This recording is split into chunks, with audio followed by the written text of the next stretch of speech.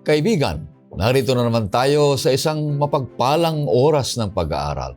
Purihin natin ang Diyos sapagkat hindi tayo nagsasawang pag-aralan ng Kanyang mga salita.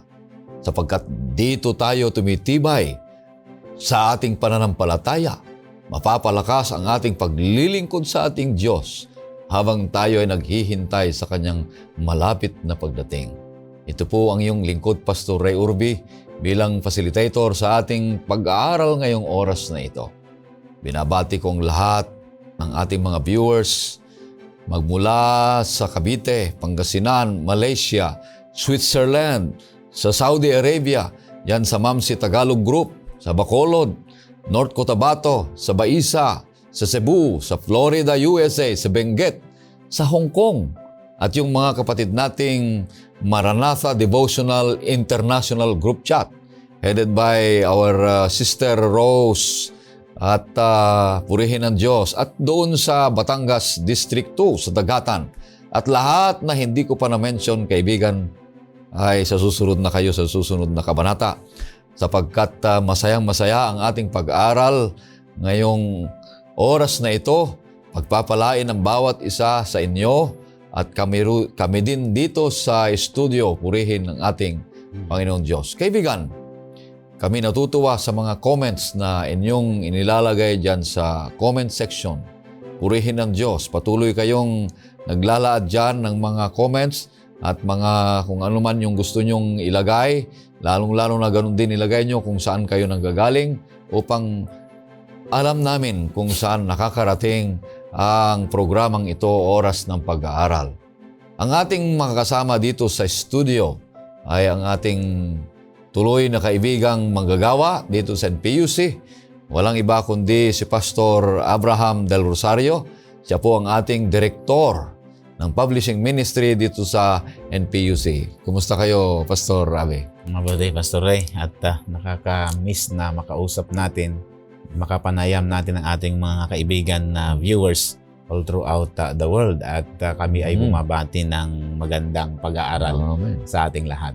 Mga kapatid, malapit na mga kaibigan ang ating distribution ng Missionary Book of the Year. Itong The Great Controversy. Kung gusto nyong malaman ang mas malalim na pag-aaral tungkol sa Iglesia ng Diyos na itinatag mula pa doon sa halamanan ng Eden hanggang sa pagbabalik ng ating Panginoon, iisang iglesia ang binabanggit. At dito kayo ay ibibless ng Panginoon sa panahon na kayo ay may problema, may karamdaman, at mga pasanin sa buhay. Kayo ay magkakaroon ng di masayod na kapayapaan. Kaya nga, bumili kayo nito at magbigay sapagkat ang slogan natin ay Read Before You Give. Ngayon ay meron tayong nilulunsad na every year na book bound. Ito po ay napakagandang flagship ng Philippine Publishing House. At ito ay punong-puno ng kaalamang pangkalusugan, lalo na sa pangangalaga ng ating pangangatawan, pamilya, pagpapalaki ng mga bata, pag-aaral ng mga bagay na may kinalaman sa sensya, kalusugan at legal ay nandito po sa Health and Home. Kaya nga po ay puntahan ninyo ang ating mga LEs na malapit sa inyong mga missions and conferences na nakakasakop sa inyong lugar sa buong Pilipinas. Salamat, Pastor Abe, sa ating pagpapatuloy. Nais kitang anyahan, kaibigan, sa maikling panalangin. O mahal na Diyos, Ama naming banal, na ang luklukan ay nasa mga langit. Kinikilala namin kayo na kayo ang may-ari at may-akda ng aming buhay. Narito na naman kami upang pag-aralan ang iyong mga salita. Magsalita kayo sa amin, Panginoon. At magkaroon kami nawa ng iyong karunungan upang maintindihan namin at maunawaan ang iyong mga salita. Pagpalain ang bawat isa sa amin at ang mga mapapag-aralan namin ay magbigay kalakasan ng aming pananampalataya, sa kabuhayan at patuloy na magbigay sa amin ng pag-asa ng kapayapaan at kaligtasan. Patawarin kami, Panginoon Diyos, sa aming mga kasalanan. Ito'y hiling namin sa pangalan ng aming Panginoong Hesus. Amen.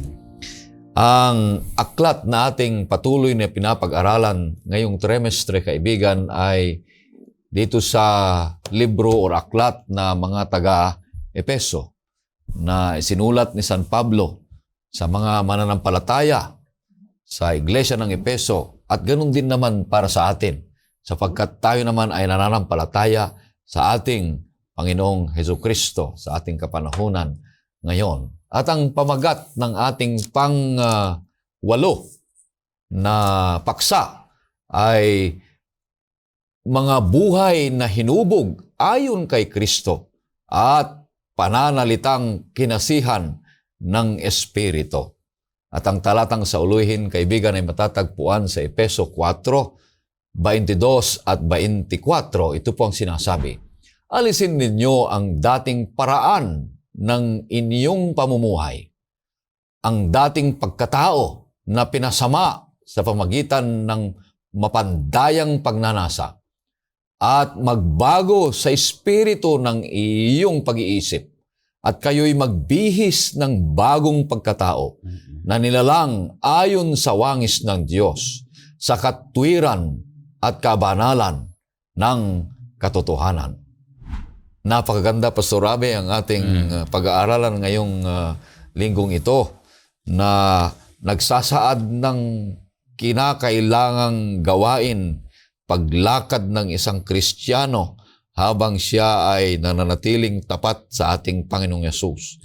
Ito naman yung magmula, ang pinapag-aralan natin ay Kapitulo 4 na hanggang 6 ng Kapitulo Efeso. So inilalaad na sa atin yung resulta ng Ebanghelyo sa ating buhay, sapagkat noon napag-aralan natin yung chapter 1 to 3, tinutukoy nito yung kapangyarihan ng Ebanghelyo na nagbabago ng ating buhay. Siya ang napag-isa. Ngayon naman ay papag-aralan natin ngayong pang-7 na o pang-8 na leksyon, pang-7 at pang-8 leksyon ay yung papaano tayo mabuhay na kagaya ng ating Panginoong Hesus. Kaya napakaganda ang sinasabi dito na patungkol dito sa ating pananalita, sa ating mga ginagawa. At merong kang inilaad dito na ating pag-aralan, Pastor Abe, na tatlo. Tatlo pala ito. Tatlong C. Ano? Tatlong letter C. Tatlong letter C. Ang unang tatlong C ay contrast of new and old life. Pangalawa ay change of life and identity. Ang pangatlo ay conversation transforms the spirit. Yeah. Ay napaganda ito. Ipapaliwanag mo sa atin, Pastor Abe, kung ano yung unang letter C na tinatawag dito, contrast, a contrast of new and old life. Yeah, Pastor Abe. Napakaganda itong nilalahad ng lesson natin, Pastor Ray, na ang Book of Efeso, chapter 4, verses 17 to 32, dito ay nakikipagtalakayan, mga kapatid, ang ating kaibigan at apostol na si Pablo, na kanyang ipinapakiusap sa mga mananampalataya na maranasan nila ang complete transformation, yung talagang sakdal na pagbabago. Na kanilang niyayapos ang bagong pangalan o identity. At iyan ay kailangan nilang mabago ang kanilang pag-iisip sa pamamagitan ng banal na espiritu. Yan yung pinakabuod niya sa ating pag-aaral, na ito ang magdadala sa buhay upang tayo ay magkaroon ng tinatawag na katwiran at tunay na kabanalan sa pamumuhay. Ngayon ay ito ang ultimate na makeover para sa isang tao na tatalakayin natin ngayon, yung contrast of new life and old way of life. Ito yung panibagong buhay na dati ay nabubuhay ka sa isang makamundong pamumuhay. Ngayon ay babaguhin tayo ng ating Panginoon. Ngayon, ang ating makikita dito, Pastor Ray, ang unang idinidiin ni Pablo sa atin, para magawa natin ito, kinakailangan natin makipag-partner sa Panginoon at makipag-partner din sa ating kapwa-tao. So, basahin natin, Pastor Ray, sa Efeso, Kabanata 2, setas na 11 hanggang 13. Okay, titingnan natin yung background. Bakit kinakailangan ng mga hintil na pagkatapos na sila ay mahikayat at gayon din ang mga Hudyo mahikayat sa pananampalataya ay kinakailangan nilang makipagpartner sa mga tao ng ating Panginoong Diyos o makisama, makihalubilo sa mga tao ng Diyos. 11, sabi to, kaya nga, alalahanin ninyo na noong una, kayo'y mga hentil sa laman. Tinatawag na di tuli ng mga tinatawag na tuli sa laman na ginawa ng mga kamay ng tao. 12, na ng panahong iyon, kayo ay walang Kristo, hiwalay sa pagiging mamamayan ng Israel, at mga dayuhan sa mga tipan ng pangako. Walang pag-asa at walang Diyos sa sanlibutan. Subalit ngayon ay na kay Kristo Jesus, kayo na noong una ay malayo, ay inilapit sa mamagitan ng dugo ni Kristo. Yan. So pinapaliwanag ni Paul ngayon, Pastor Ray, na Yung itong mga contrast. hintil, at yung may mga Jew din kasi na hindi rin nabago, may mga hintil din na hindi rin nabago. Pero ang pino-point out ni Pablo ngayon, ang itong mga hintil ay huwag silang magmayabang din sa pananampalataya. Kasi pinoint out niya na walang saysay ang kanilang pamumuhay dahil sa gawa ng laman sa verse 11. Bakit? Kasi ang sabi doon ay nang unay kayo'y mga hintil sa laman, tinatawag na hindi tuli sa pananampalataya. So hindi sila belong sa family. Oo. Hindi sila belong sa initiation ng isang grupo na dapat kapag gusto mong belong sa pamilya ng Diyos, kailangan mong matuli. Di ba? Parang gusto mong pumasok sa isang fraternity. So, gusto mong sumama sa SI, ACRO, yan yung mga nandito sa Pilipinas eh. Kung gusto mong belong sa kanila, ay papasok ka sa isang initiation. Ngayon, itong mga hintil ay hindi naman sila pumasok sa ganong kaparaanan ng initiation. Sila ay hindi pa rin tuli sa physical, lalong-lalo na hindi pa tuli sa spiritual. So, inire-remind ni Pablo na kayo dati ay walang Kristo at walang Diyos. Ngunit ngayon, nung tinanggap nyo si Kristo bilang tagapagligtas ninyo, ngayon kayo ay na kay Kristo na. So, yun ang kagandahan ng lesson natin na pinoint out niya na ng panahong iyon, kayo ay walang Kristo. Hiwalay, sabi niya, sa pagiging mamamayan ng Israel. At mga dayuhan sa mga tipan ng pangako, walang pag-asa at walang Diyos sa sanlibutan. Pero nung tinanggap nila si Kristo, sila ngayon ay na kay Kristo na. Yan yung punto niya, Pastor Ray. Then sa 13 ay subalit ngayon ay na kay Kristo na kayo na nung una ay malayo, ay inilapit sa pamamagitan ng dugo ni Kristo. So, blessings Blessing, Ang gandang blessing. Ito yung contrast ng dating buhay nila at yung panibagong buhay nila. Yung lumang buhay nila ay nagbago nung nakilala nila ang ating Panginoon. Maganda yung sinabi mo, balikan ko, Pastor, na kung gusto mong pumasok sa isang grupo o isang kumpanya o sabihin na natin ito na lang, relihiyon ng Kristyanismo, meron ding initiation siya. Meron din. Yung pagbibinyag. Bautismo, di ba? Yung bautismo. Para ipakilala mo sa buong mundo na ikaw ay pag-aari na ni Kristo dahil ipinasakop mo na yung sarili sa Kanya. Yan ang nagbibigay ng initiation kung ikaw ay papasok sa pagkakristyano na ang pagkakristyano ay kinikilala mong si Jesus ang ulo, gaya ng leksyon natin noong nakaraan, at ikaw naman ay Kanyang katawan na nakikipag-ugnay na sumusunod doon sa pamamamayan kung papaano dadalhin ng Panginoong Diyos ang Kanyang iglesia sa langit na bayan. Maganda nito, Pastor. Yung contrast. Parang Pastor Ray, dati binata ka, okay, lahat ng buhay mo at layaw mo nandun. Pero nung nag-asawa ka, iba na. Control na, iba na. May initiation na yon sa mata ng tao, sa mata ng Diyos, ikinasal ka na. Ngayon, yung asawa mo ang pinakamagandang babae sa balat ng lupa. Kahit makakita ka man ng magagandang babae kasi meron ng initiation of marriage na nangyari, nasa sagradong relasyon ka na, ay huwag ka nang mamuhay sa pagiging binata pa noon kasi may asawa ka na. Huwag mo nang balikan. Huwag mo nang balikan yung yun. pagkabinata. Pagkabinata. Ngayon, ang hintil ay huwag na nilang babalikan yung pagiging hintil. Oo. Yung mahilig sa kalayawan, mahilig sa laman. Yan yung gawa ng sanlibutan eh. Lahat tayo yan, may gawa ng sanlibutan.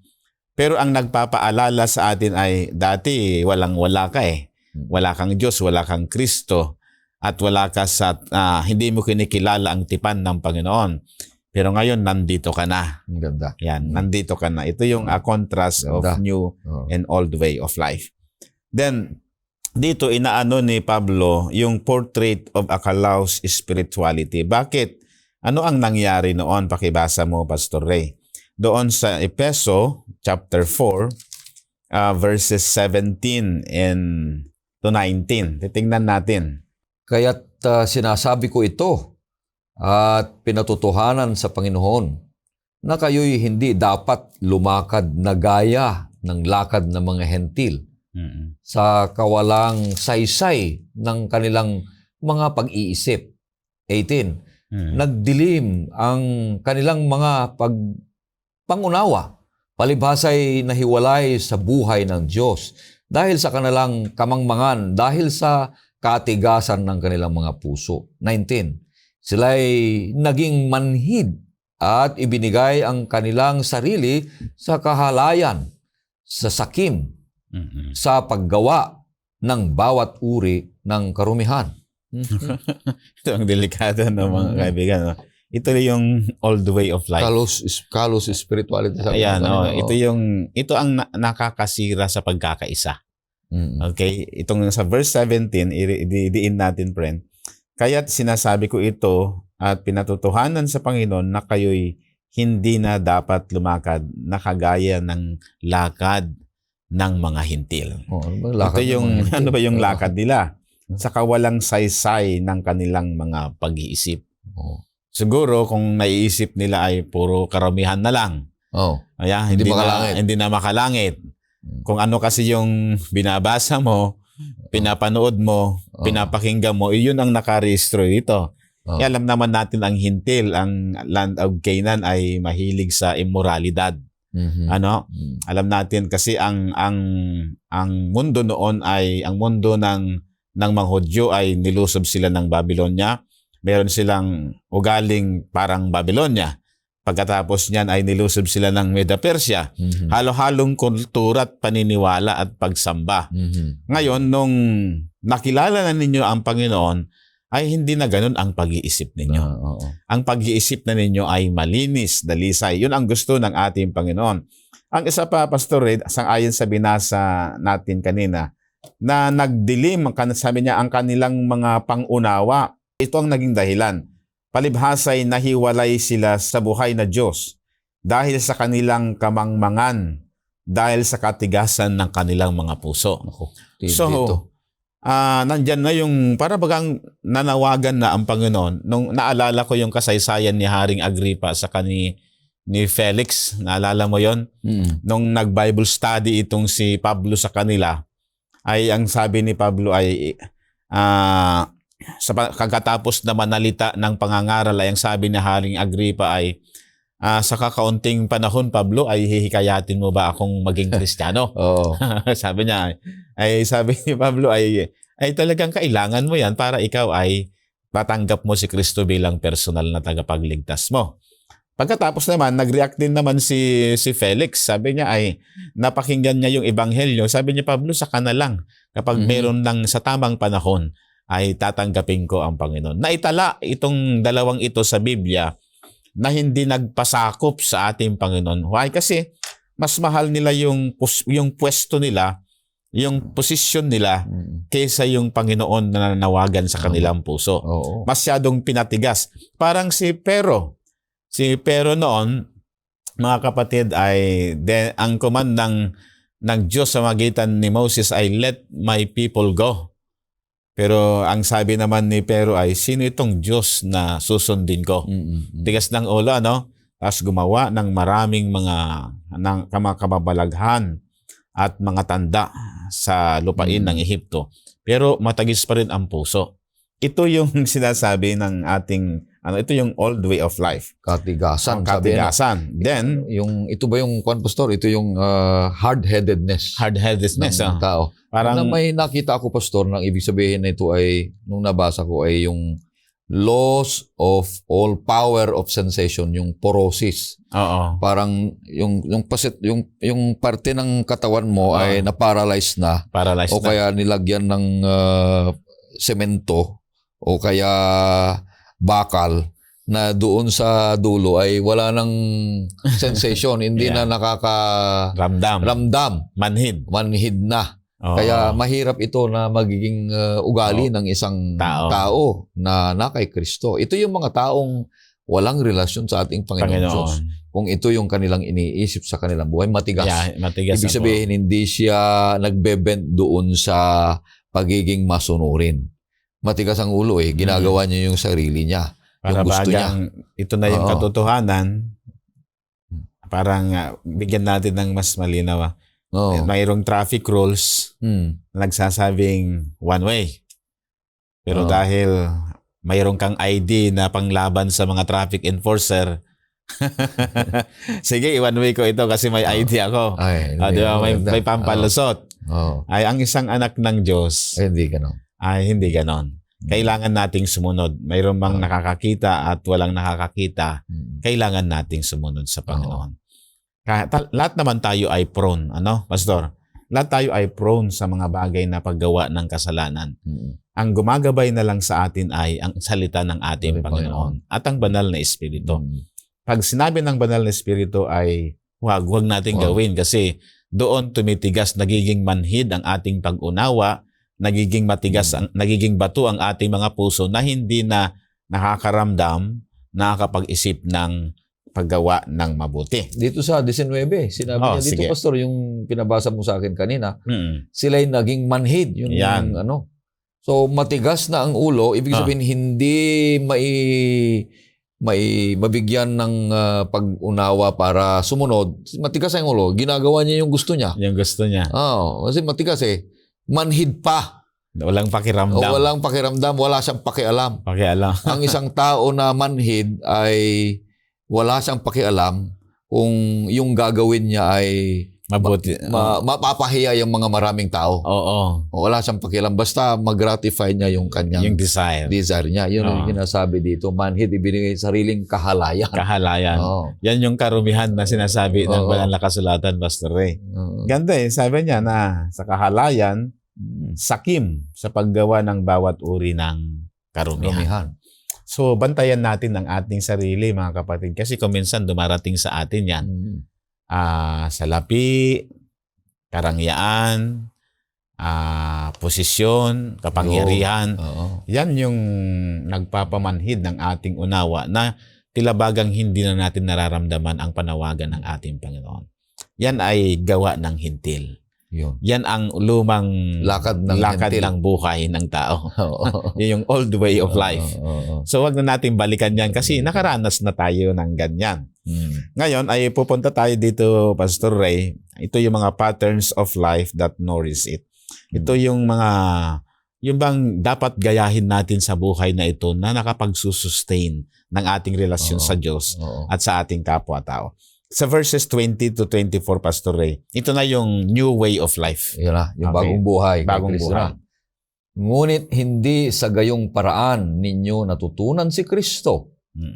Kung tunay na siya'y inyong narinig at tinuruan sa Kanya kung paanong ang katotohanan ay nakay Jesus, alisin ninyo ang dating paraan ng inyong pamumuhay, ang dating pagkatao na pinasama sa pamamagitan ng mapandayang pagnanasa at magbago sa espiritu ng inyong pag-iisip at kayo'y magbihis ng bagong pagkatao na nilalang ayon sa wangis ng Diyos sa katwiran at kabanalan ng katotohanan. Maganda. So, inalis na sa atin yung lumang pagkatao dahil sa pagnanasa ng laman. Yung makamundo, yun yung luma.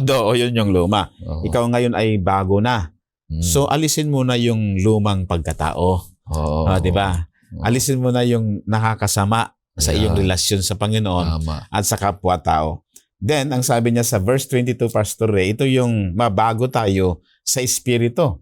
At magbago sa espiritu ng inyong pag-iisip. So, ang inuunawa na lang natin, itong bagay na ito ay masama sa akin. Dito ako.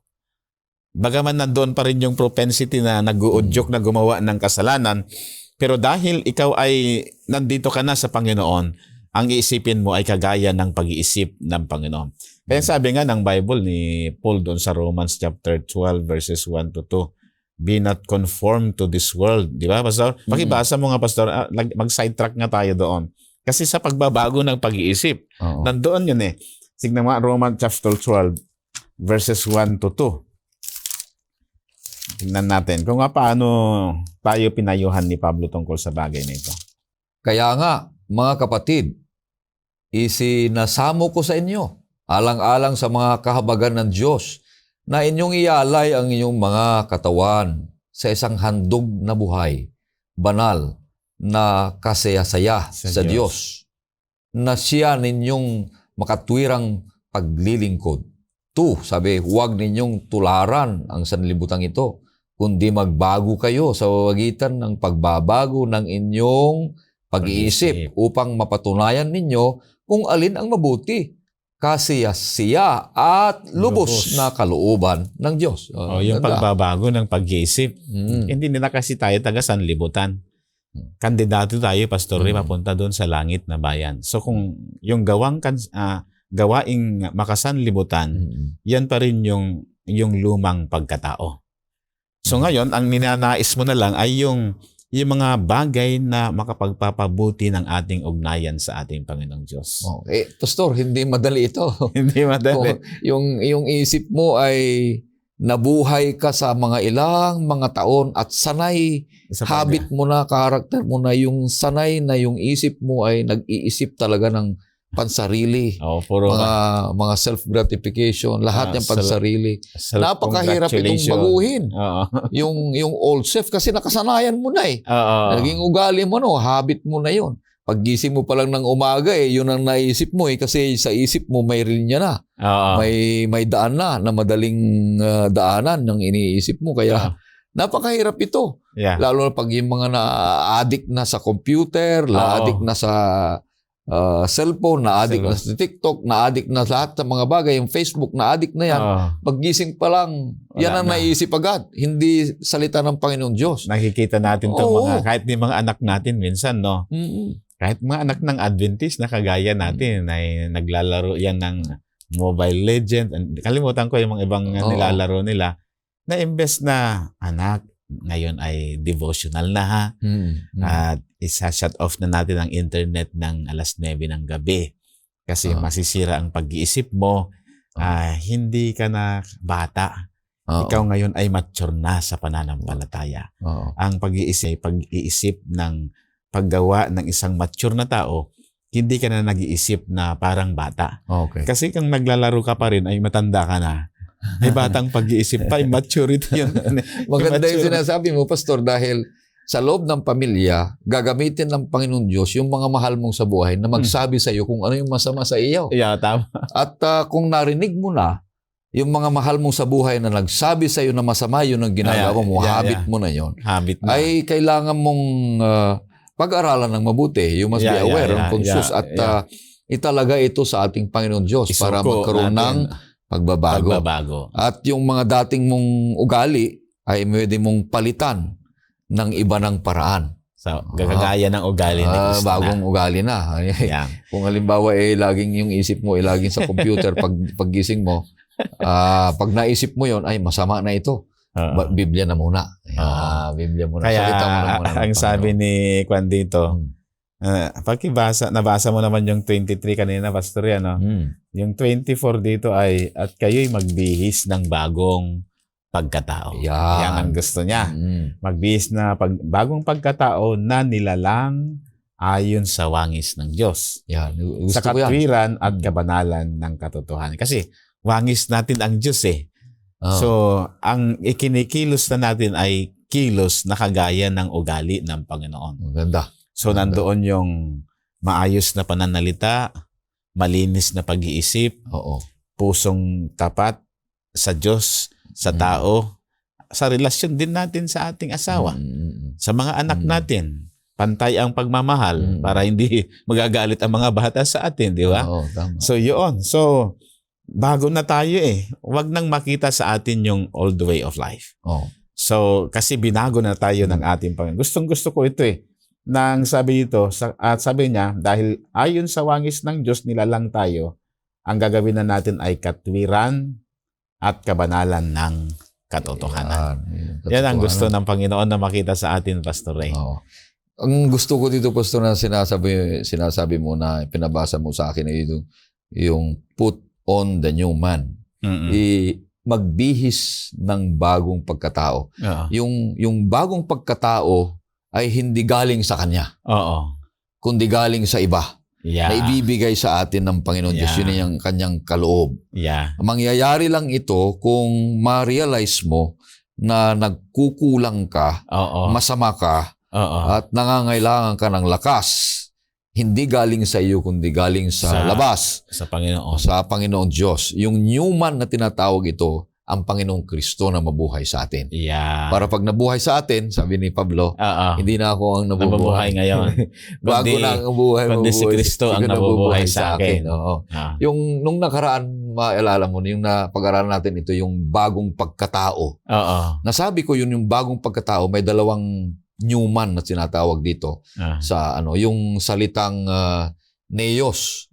Ito pala, Pastor, yung point in time. Yung pagkatao mo bago. Pero meron nang nauna sa iyo. Yung dati. May nauna na. Ito yung pangkaraniwan na nangyari. Bawa, yung kotse, bago yung kotse mo. Pero meron ng mga ibang nauna na bago na nagkaroon ng ganon. Nagkaroon na ng ganon. Point in time. Pero sinasabi nito, ditong original na sinasabing new man na ibibigay sa atin ay point in quality. Na wala pang nangyayari noon sa iyong buhay. Ngayon ka lang magkaroon. Ngayon ka lang magkaroon kasi dahil kay Kristo Jesus ka. Yung dating wangis nasira dahil sa ugali natin at pagkakasala natin. Ngayon, nung tinanggap na natin si Kristo sa pamamagitan ng bautismo, tayo na ngayon ay bagong nilalang. Yung tinatalakay natin noon na ang ating lumang pagkatao ay nailibing na doon sa tubig. At doon na lang natin ilalagay ang lumang pagkatao. Pag-ahon natin mula sa tubig, tayo ngayon ay bagong nilalang. Ayan. Bagong tao na. Bagong tao. Binihisan ng katwiran at ng kabanalan ng ating Panginoong Diyos. Yung Christ righteousness. So, yung pangalawang letter C natin, friend, a change of life and identity. Ipinoint out ni Pablo dito na ang mga hintil napakinggan nila ang salita ng Diyos. At tinuruan sila ng salita ng Diyos at sila'y hinubog sa pamamagitan ng salita ng Diyos na ginabayan ng banal na Espiritu. So nandito yung image 3 ng clothing o yung pagsusuot ng damit. Kaya nga, ma-re-emphasize natin dito sa verse 22 pa rin, nandun pa rin tayo, yung put off the old way of life. Discussin natin ng mabuti ito kasi napakahalaga. Alisin ninyo, sabi niya, ang dating paraan ng inyong pamumuhay. Ay, dati-rati ako, my friend, ay maalala ko pa ang kabutihan ng Diyos. Nung hindi pa natin lubusang kilala kasi Methodist tayo, friend. Ay, siyempre nakakatigim tayo ng konti naman. Hindi tayo lasinggo, pero pag nandun yung mga kaibigan, nandun ka din. Nagiinom ng alak, naninigarilyo. Halos lahat na. Nandun sa kanto, nagigitara hanggang sa alas 12 ng magdamag. Ang mga kanta ay kantang makamundo. Okay? Mga pananalitang kanto. Ay, nung tayo naging Kristiyano na, sabi ng aking kapitbahay na dating kaibigan, Abi, punta ka naman sa ating dating tagpuan. Ay sabi ko, hindi na kasi may pagbabago na tayo. Tinanggap ko na ang Panginoon. Yan ay alaala lang ng nakaraan ng aking lumang pagkatao. Ngayon na ay hindi na. Ngayon kung binabalikan ko ang mga kaibigan ko doon sa lugar na yun, Pastor Ray, talagang kulubot na ang muka. Okay? Mga ngipin ay kulang-kulang na. ang mga itsuray Mas matanda na kaysa sa iyo. mas matanda sa akin. Kaya pag bumabalik ako, bakit hindi ka natanda? Yan yung ginawa ng Panginoon sa aking buhay. Purihin ng Panginoon. Kasi hindi na tayo nagiinom, hindi tayo wala ng naninigarilyo, wala ng bisyo, hindi na rin nagmamadyong, nagsusugal, nagkakarakros, nagtataya ng wedding, Hindi na kung ano-anong nagtataya ginakain. ng loto, hindi na kumakain ng anumang pagkain na hindi nakapagpapalusog sa katawan, Tama. hindi na nagpupuyat hanggang alas 12 ng gabi. Ah, Kasi may pananaw na tayong anak tayo ng Panginoon. Panginoon. Yan para maintindihan nila. Then, ang isa pang nakakatuwa dito, Pastor May Ray, pagbabago yun. ito na yung inner renewal. Ito yung experience na maintindihan natin. At magbago kayo sa espiritu ng inyong pag-iisip. Alam mo, minsan kumasagi din sa isipan natin yung mga masamang bagay. Pero ang nagno-nurture sa atin ay Panginoon, ayaw ko yan. Di ba? Minsan, reality. Totoo. Ang Panginoon, wag, ayaw ko yan. Di ba? Yun ang dahilan. Meron nang nagpapaalala sa atin, wala ka na dyan, dito ka na. Oo. So alam mo na yung bunga ng pagkakasala at pagkakamali sa Panginoon. Kaya nga nung si Jose, alam niya yung bunga ng pagkakasalang ginawa ng kanyang ama na si Jacob. Bakit? 4 ang asawa eh. Kaya nung tinutokso siya ni Mrs. Potiphar, ang tanggulang salita ni Jose ay, papaano ko gagawing itong napakalaking kasalanan laban sa Diyos. sa Diyos? Kaya tumakbo siya eh. Tumakbo. At hindi siya nagkasala. Tama. Day by day. Sabi nga ng Bible ay, Parang araw-araw araw-araw yun eh. Tinutokso Day niya. by day, tinutokso siya ni Mrs. Potiphar.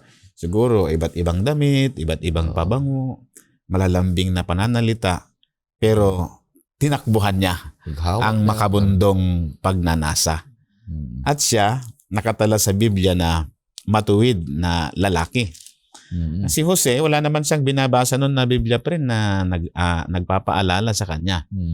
Pero Nataniman siya. na-retain sa isip niya na masama yan. At yung daily na experience ng mga asawa ng tatay niya, nakita niya yung kasamaan ng ganon. Okay. Oo. Kasi isa lang ang original dun eh, si Richelle. Yung 3 kabit na yon. Kabit na yun. So nagpapaalala, magulo pala ang ganitong buhay. Hindi ko na pamamarisa. Marisa. Ito yung dinidiin na at magbago sa espiritu ng inyong pag-iisip. Then itong yung put on godly like pattern of life sa verse 24, at kayo'y magbihis ng bagong pagkatao. Okay? Na nilalang. Okay, sinong lumalang? Ayon sa wangis ng Diyos. So, bago na ang pagkatao natin. So, hindi na natin dapat balikan yung dating mga gawi sa buhay. Binago na tayo ng ating Panginoong Diyos. Meron pang dati na ako nung binata ko, mahilig akong manood ng sine noon. Pareho tayo.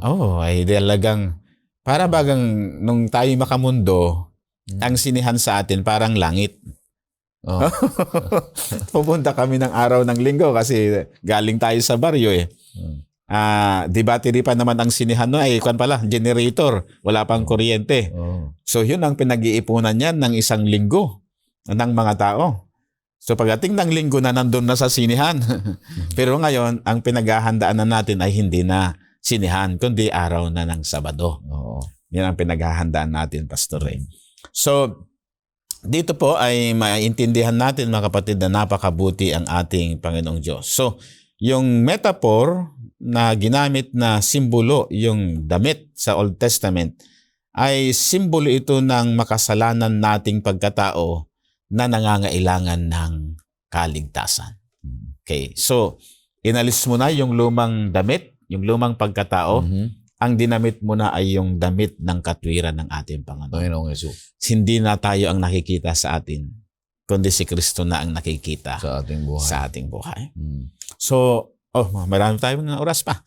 Yung last na letter C natin, Pastor Ray, ay a conversation transforms by the Spirit. So, dito may contrast between transforming and deforming speech. Okay? Yung nakakabuhay na salita at nakakasirang pananalita. Nakakasakit. Nakakasakit.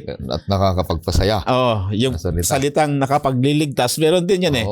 Mayroong salita naman na nadadala ka sa impyerno. So ito ay makikita natin, Pastor Ray. Pakibasa po ninyo doon sa, siguro, diretso mo na ito, 25 hanggang 29. Pasadahan na natin yan, diretso. Hanggang, okay, unahin mo muna hanggang 29. Mamaya yung iba.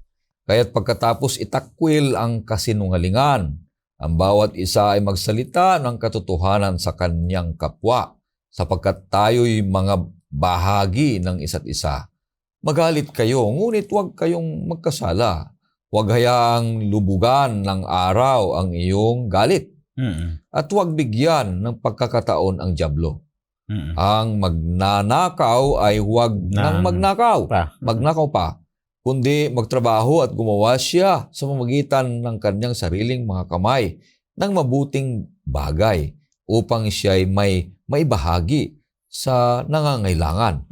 Anumang masamang salita ay hindi dapat lumabas sa inyong bibig, kundi ang mabuti lamang para sa ikatitibay ayon sa pangangailangan, upang ito ay makapagbigay ng biyaya sa mga nakikinig. So, napakaganda ito, Pastor Ray. Ang bayan ng Diyos, magsalita ka lamang ng katotohanan. Merong negative statement dito eh. Ang sabi dito sa verse 25, yung unang, kaya't sabi niya, pagkatapos itakwil ang kasinungalingan. Ang isang anak ng Diyos ay hindi na nagsisinungaling. Dapat kung nagkasala ka, ay di nagkasala ka. Speak the truth. Yun yung under ng pag-uusap natin ngayon. Then dahil tayo ay tinuruang huwag nang magsinungaling, ang lumalabas na lang sa bibig natin ay kung ano yung tama. Kung anong tama. Ganda ng mga idea ni Paul, nag-uutos siya ng isang taong binago ng Panginoon ay nagsasalita na ng salitang wala ng kasinungalingan. Sa positive, bakit? Bakit huwag na tayong magsalita ng kasinungalingan? Ano ang sabi niya? Ang bawat isa ay magsalita na lang ng katotohanan sa kanyang kapwa. Okay, so kasi magkakapananampalataya kayong dalawa. Isang Tapos, bahagi kayo ng katawan. Isang katawan kayo. Ay kung nagsinungaling ito, ay kasama ang buong katawan. Ang kalungkutan ng isa, kalungkutan ng lahat. Bakit ang rationally? Ang sabi yung rationally, sapagkat tayo'y mga bahagi ng isa't isa. So, ang isang iglesia, pag nagkatipon ay, limbawa sa atin dito sa union, may meeting tayo. Pag tayo nag-meeting sa ADCOM, sa EXCOM, sa HR, ay doon pa lamang ay puro katotohanan ang sasabihin natin. Kaya kung nagsinungaling ang membro ng EXCOM, ay dali lahat. Magiging masama ang image. Ang image natin sa mga taong nakakarinig sa atin. Yun yung sinasabi ni Pablo.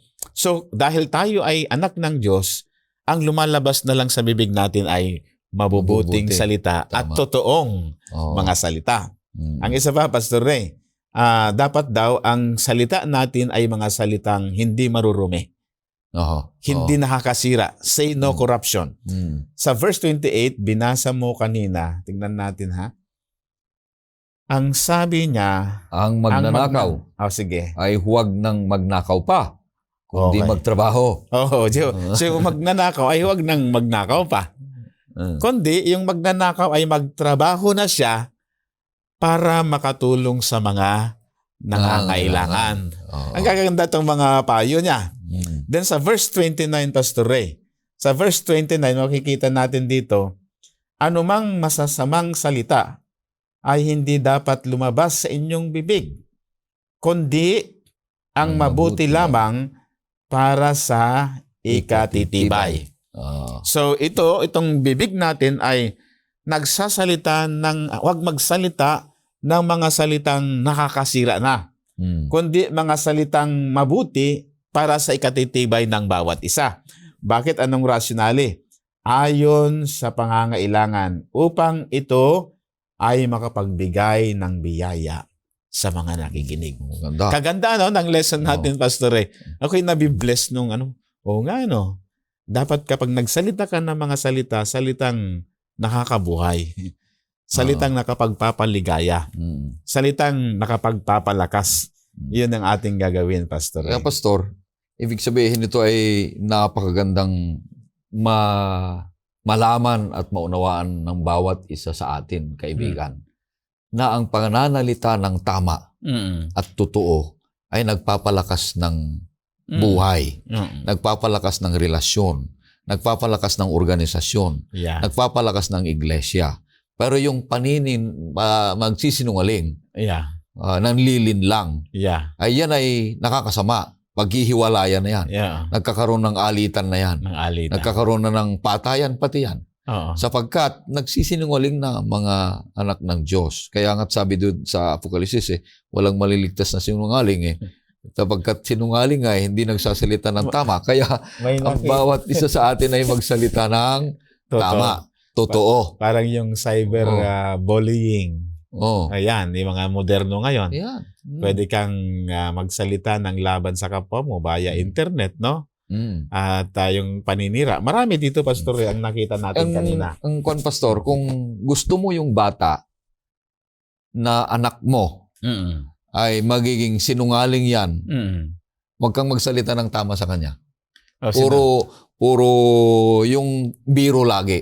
Pero biro yung Tumating ang panahon. Ganun na rin siya. Puro biro, puro walang tama sinasabi. Wala nang totoo. Sinungaling na yan. Saka wala kang stance.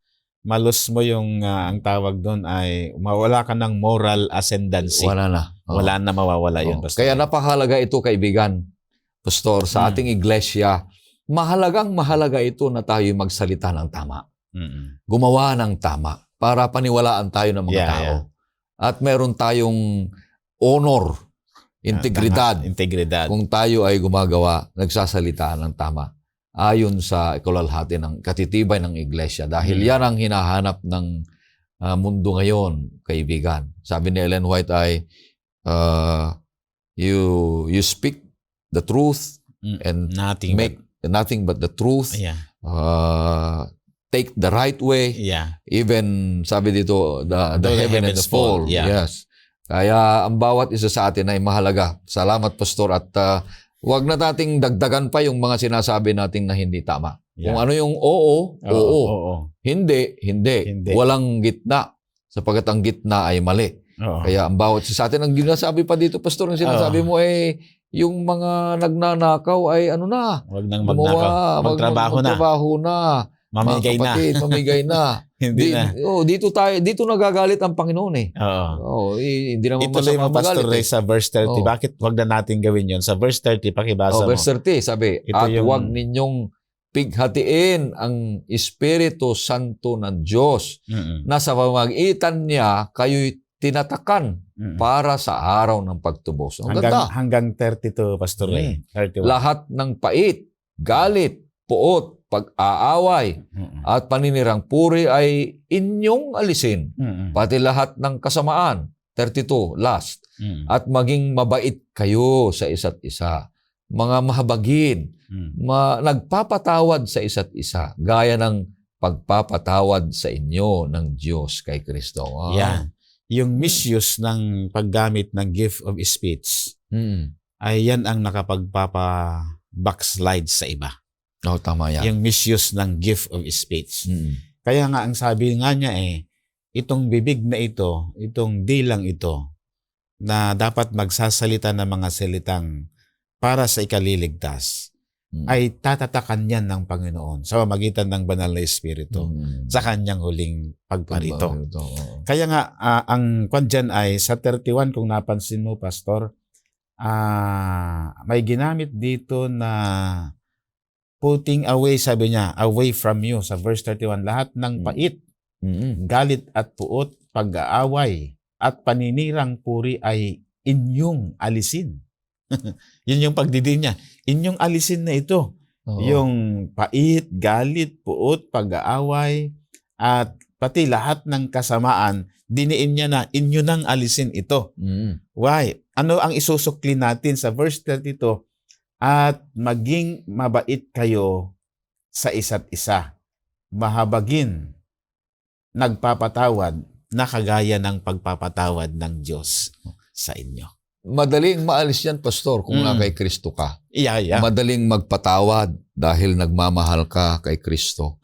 Madaling manalangin doon sa naninira sa iyo dahil mahal mo si Kristo. Kaya mo ipanalangin. Kaya walang forever, sabi nila. Pero may forever kung may pagpapatawad. Yeah. Kaya sabi dito, nagpapatawad tayo. Kung nakasakit tayo sa salita, ay madaling humingi tayo ng patawaran. Anong sinabi ni Job sa Job 4:4, itong salita na sinasabi niya, Pastor? Yeah. Ang mga salita mo ay umalalay sa mga natitisod at pinalakas mo ang mahihinang tuhod. Amen. So, praise the Lord. ang bawat salita natin na lumabas sa ating bibig, kaibigan, ay nagpapalakas, nagbibigay ng katotohanan, nagbibigay ng inspirasyon ng bawat isa. Kaya yung ating dila, ang ating bibig ay magagamit sa kaluwalhatian ng Panginoong Diyos. Oo, kung nagkasala tayo, nakasakit tayo, kung minsan ay hindi naman natin sinasadya, ay wag na nating sabihin sa leksyon natin ay magtanim ng galit. tanim ng galit. At saka humingi na tayo ng tawad bago pa lumubog ang araw. Kasi hanggang sa higaan, dadalhin mo yan. Ayan, napakahirap yan. Na-stroke pa, partner. Mahirap yan. May galit ka sa gabi, ay mahirap yan. Pakibasa mo, Pastor Ray, itong conclusion natin na maging pala ang mga pastor din. Nakagaya natin dalawa, no? Pag nag-preach tayo pala, yung pag-preach natin ay mag-preach na makapagpapalakas. Ngayon, nandun yung kaaway mo din. Kahit pastor, may kaaway din. O kaya nang aaway sa'yo. Huwag mong gagamitin daw yung pulpito para tirahin siya. Yun. Basahin mo, Pastor, itong quotation natin. Ang conclusion niya, mga kapatid, kaibigan, ay sa English ay Paul presents vertical forgiveness offered by God to each one of us as the model for horizontal forgiveness, that which we offer to each other. If a word is dropped that is detrimental to the character of your friend or brother, do not encourage this evil speaking. It is the work of the enemy. Kindly remind the speaker that the Word of God forbids that kind of conversation. Yeah, kasi sinulat ito ni Ellen White. Binanal na yung dila natin eh. Ang dila natin ay sabor of life unto life. Ito ay rikado ng buhay. At maging yung pananalita, yung presensya ay samyo ng kaligtasan buhat sa Panginoon. Kaibigan, ang salita ng Panginoong Diyos ay nagbibigay buhay. Nagbibigay ng inspirasyon. Nagbibigay ng pag-asa ng kaligtasan. Gagamitin natin ang salita ng Panginoong Diyos para maibsan, mapalakas ang mga taong pinaglilingkuran natin at ang mga taong nasa ating mga paligid. Ang salita ng Panginoong Diyos ay salita natin na nagbibigay ng aliw, nagbibigay ng inspirasyon ng bawat isa sa atin at nagbibigay ng totoong salita ng Panginoong Diyos na nagbabago ng buhay. Buhay kagaya ng ating Panginoong Yesus. Kaibigan, maaaring marami ka nang nasalitang mga hindi ka nais-nais at nagbibigay sakit sa mga kapatiran, sa mga kaibigan, lalo-lalo na ganun din sa pamilya. Panahon na para ibsan at iwanan ang mga ito sapagkat nakapagbibigay ito ng sakit ng loob, pait, pero meron tayong Espiritu ng Diyos ng langit na nagbibigay kapatawaran. Madaling magpatawad kung tayo ay nagmamahal. Kaya nga't kaibigan, tanggapin mo si Jesus upang magkaroon ka ng kapangyarihan na magsalita ayon sa kanyang kalooban. Kaya sa ating pagtatapos, bago natin hingin si Pastor sa ating panalangin, ay makikinig tayo ng isang awitin.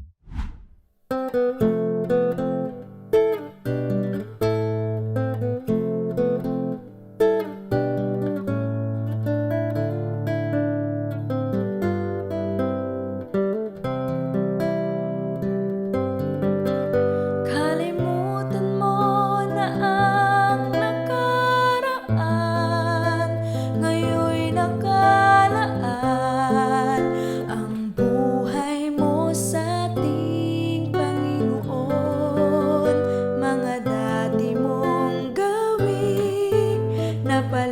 palagi lang mali at hindi ka siya-siya sa may kapal. Kung noon ang naghahari ay galit, ngayon ang kapalit, pag-ibig na nanggagaling kay Jesus. Ang bako-bakong landas, tinuwid na ng Mesyas, patunayan mong ikaw ngayon'y ligtas. Mayroon bang tuwid ang isip na naglinis at nagbihis, ngunit ang isinuot ay dati niyang damit? Ang alak na mamahalin, kung kailangan mang isalin, ang paglalagyan mo ba'y tabayang lumarin?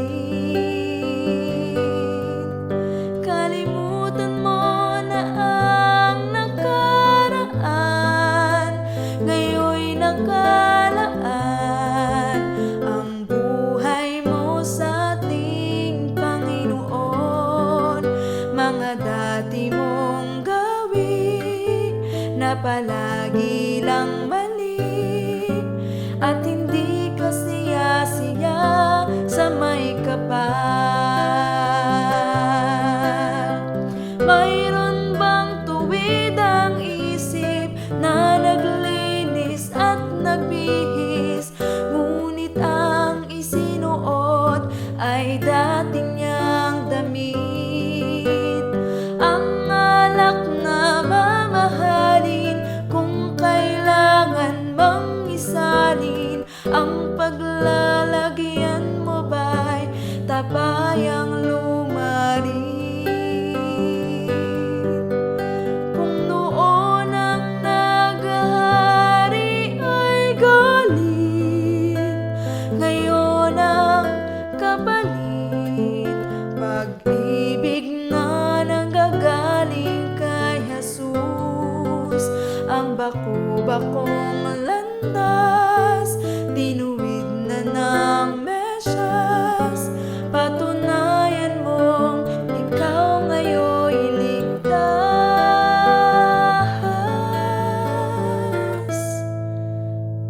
Patunayan mong ikaw ngayon'y ligtas. Patunayan mong ikaw ngayon'y ligtas.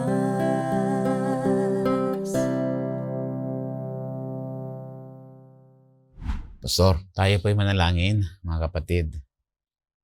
Kay sarap pong isipin, O Diyos, na kaibuti ninyo sa aming pong buhay, na sa pamamagitan po ng inyong kalooban at kagandahang loob, binabago ninyo ang aming pananaw. Simula nung tinanggap namin si Kristo bilang personal naming tagapagligtas, ay amin na pong kinalimutan ang lumang pagkatao at ibinihis namin ang pagkatao ni Kristo sa aming pong buhay. Amen. Tulungan ninyo kaming magamit ang aming mga bibig at mga pananalita na makakahikayat, makapagpapagaling, makapagpapalakas ng buhay at pananampalataya ng mga taong nakikinig sa amin. At tinuro din ninyo sa amin, Panginoon, na kung papaano ninyo kami pinatawad ay gayon din ang pagpapatawad namin sa aming kapwa. Pagpalain po ang aming viewers. Salamat po sa mahusay na pangunguna ni Pastor Ray, at tulungan sila ngayon sa iba't ibang panig ng daigdig na meron silang mga suliranin. Kayo ay solusyon, O Panginoon. Kayo ang kanilang sandigan, kalakasan at nagkakaloob ng kagalakan at kapayapaan sa kanilang buhay. Yes, Lord. Salamat po, O Panginoon, sa blessings ng langit sa lahat ng nanonood ng programang ito. Dinadalangin namin na pagpalain ninyo sila sa buhay pananampalataya at magmamana na kagaya namin ng buhay na walang hanggan. Inihiling namin po ito sa pangalan ng aming Panginoong Hesus. Amen. Amen. Muli kaibigan, ako'y nag-aanyaya sa inyo na patuloy kang susubaybay sa ating programang Oras ng Pag-aaral.